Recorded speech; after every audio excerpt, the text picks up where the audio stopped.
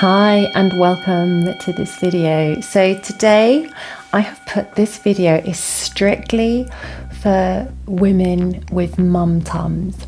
And the reason I want to do this is firstly, I'm a mum tum, and people actually look at me and they think, oh, you look great, you look slim. I am slim and I actually do look great. But I do have a mum tum. Like my stomach literally looks like an 80-year-old's because I've had twins and it's shrunk and it's all wrinkly. And, you know, I will show you. I think I can actually just show you right now. Hold on. So I hope you're prepared for this because this might not be the best view for you. But can you see? I really don't know because I can't see the camera. But see, this is my stomach after having twins. And when I'm actually, I think I might have to turn the video around so I can actually see what you can see. Hold on. Oh no, you can't. Anyway, this is it. When I bend over, it's literally like, you know, not a pretty sight. That's my drift, right? So the reason I want to do this video is because when I've had a look on YouTube, there are tons and tons and tons and millions of bloody videos about sorting out your mum tum and getting into shape and doing this and doing that. And it's just like, do you know what? I think we're kind of missing the point. If it wasn't obviously for men as well, but if it wasn't for mothers, like none of us would actually be here. Like every person that had to come on this planet came through a woman. Okay? And for me, I really feel that when we see these things about sorting out your mum tum, we're kind of forgetting like these mum tums are powerful and beautiful, and they are expressions of the path that we have been on that have actually brought life, actual bloody life onto our beautiful world. And I think, do you know, for the longest time after I had my twins, I hated my stomach. Honestly, I hated it. I was so disgusted.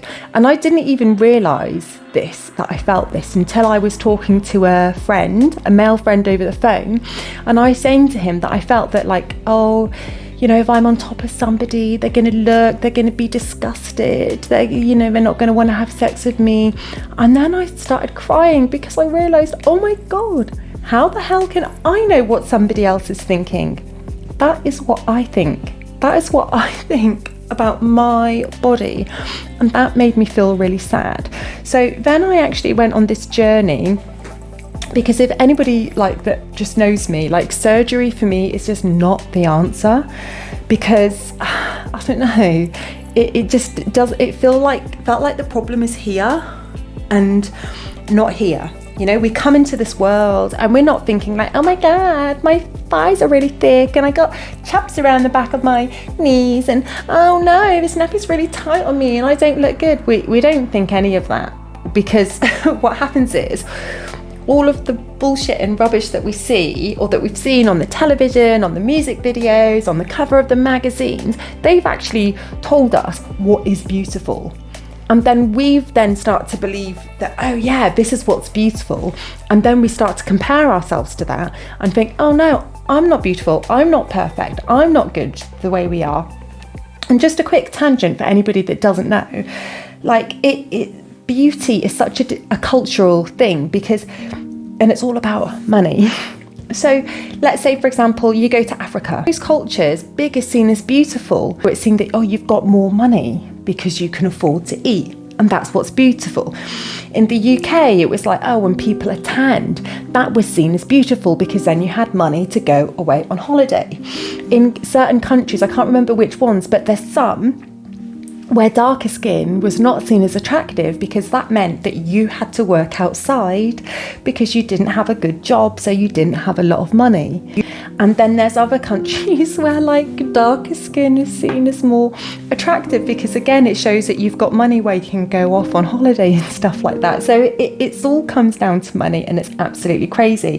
And the reason I'm sharing this is just so you understand, like, beauty is like a cultural thing that we all, like, it's just so relative. And we just have created, we people then become, or can become, like, not appreciating our own beauty, our own uniqueness, and just the power of being a woman and birthing a child into this world, and just like how magnificent that is. We become, I don't know, we become like, can become fixated on our looks, or having to put tons and tons and tons of like makeup on, or having a really long morning routine until like feeling beautiful and perfect and stuff like that. And what bothers me about this is that these, these like media companies and these these like amazingly great at marketing companies basically show us and bombard us with what's beautiful, and then they go and make money from our insecurities that they've helped to create. And for me, it's like, just stop. And so, I think if you got a mum tum, okay, then I just want you to realise like your own unique beauty. Okay, like you've brought a child or children into this world, and that is magnificent, and you are beautiful the way you are. Your problem, and it's your biggest problem, okay, and I know this because I had this problem, it's a lack of love. It's a lack of love for yourself, a lack of appreciation for yourself. It's just a lack of understanding for yourself. And just because like now, so I went on this journey, as I said to you, of, okay, what can I do to help change what's up here? Because I know it's not to do with my body, I know it's to do with up here. So I did all sorts of crazy things. I went to nudist beaches, I went to swingers clubs, barely wearing anything, so that I could feel comfortable in my own skin. I went on a tantric massage course where I had to be fully naked in front of a room full of strangers. I got a male friend to do a photo shoot with me topless outside with just my knickers on, so that I could just try and feel comfortable. I posted on my Facebook. I literally tried all these different things because I knew the problem was here. And then after years and years, I still actually got to the point where I thought, oh God, I might still have to have surgery because I'm still not feeling 100% comfortable, but I know that surgery isn't me, and I know that surgery isn't the answer. And don't get me wrong, I do feel like if you have tried all of these things and you can't quite manage it, then do it, because you don't want to waste your time and your precious energy on something that really is so it's nothing in the whole grand scheme of your life. It really is nothing. So if you're in that place, then don't judge yourself for wanting to do that. But for me, I knew that just was not the answer. And what I've realised is, now that I've come to a place after just doing a lot of work on myself here, and that was from books and courses and podcasts and stuff like that, oh my gosh, I love myself so much. I have so much appreciation, so much respect, so much love. If you've watched any of my previous videos, then you know that I've had a lot of addiction throughout most of my life. I just did not love and look after my body. And now that I've come to this place where I do all these things that actually will help me to either get in shape or look better, I'm doing it naturally, because I'm not doing it from a place of that I'm not good enough and my body looks crap and I don't love myself. I'm doing it actually from a place of love, that, oh my gosh, this is my temple, this is my only body. I don't want to die for my children. We all say, oh, to die for my children. Yeah, of course I'd die for them and take a bullet for them, but actually I want to live for them. I want to live for my grandchildren. I want to be here for as long as I can.